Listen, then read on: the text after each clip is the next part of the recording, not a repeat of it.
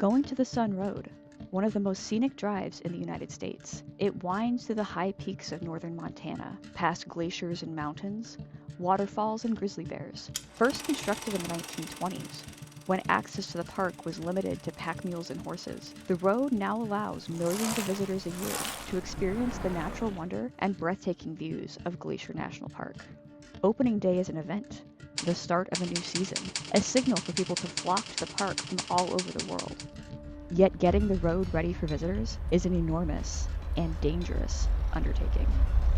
Winter plowing, there's a lot that goes on up there, but we make it as safe as we can.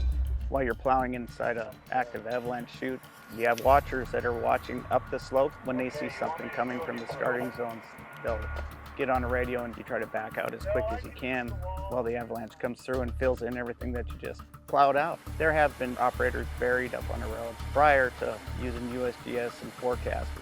We do avalanche forecasting to protect people, infrastructure, transportation corridors, and so being able to provide information as best we can about when avalanches may occur helps a whole host of people. It helps society, it helps commerce, especially when avalanches affect transportation corridors and major roads. There are over 40 avalanche paths that impact the Sun Road, and so we have a joint program with the Park Service where we help forecast for the Going to the Sun Road in Glacier National Park. And along with that, we're able to answer some really important research questions on wet snow avalanches, because we do this work in the spring when wet snow avalanches are more common. They actually surveyed the whole road, identified each avalanche path. Their forecasting helps a lot. They're kind of our go, no-go, and they'll tell us what the forecast is, how long we could work. It's a huge safety factor for the park and the operators to protect the road, and especially us, the employees. It's saved us a lot of time and a lot of money too, because if we plow all the way up and everything comes back down, we just got to do it again. So it works really well.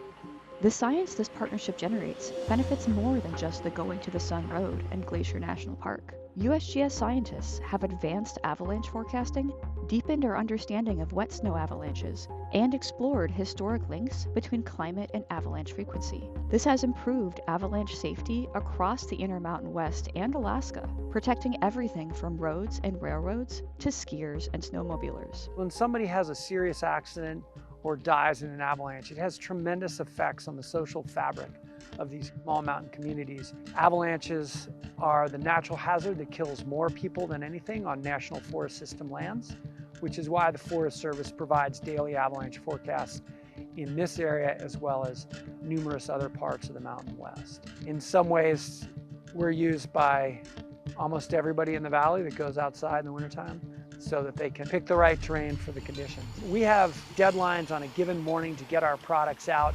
We often have a lot of questions about what the snow is doing, a lot of uncertainties about how things are developed, and that's where the USGS program really comes in. The work we've done here is looking at climate influences on avalanche frequency.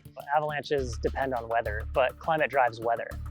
And so we were able to reconstruct a timeline of avalanches from the mid-1600s to 21st century. Avalanche observations don't go back that far, so we use tree rings to allow us to extend that record further back, because when an avalanche hits a tree, it can create different signal. And so we're able to date those trees and then figure out when the avalanches hit.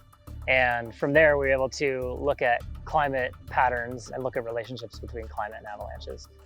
As with all USGS work, the emphasis of the avalanche research program is ensuring that the science is useful and usable to the communities that need it. One of the unique things about our research group is that we're place-based, which means that we are actually co-located in Glacier National Park with the Park Service. We could have that partnership with a center elsewhere, but the fact that it's right here and there's a lot of cross-pollination between the programs, it really helps us make the most of that. We can give them questions, they can help us answer questions, and it's a synergy that I think is actually pretty rare. For that, I feel really fortunate.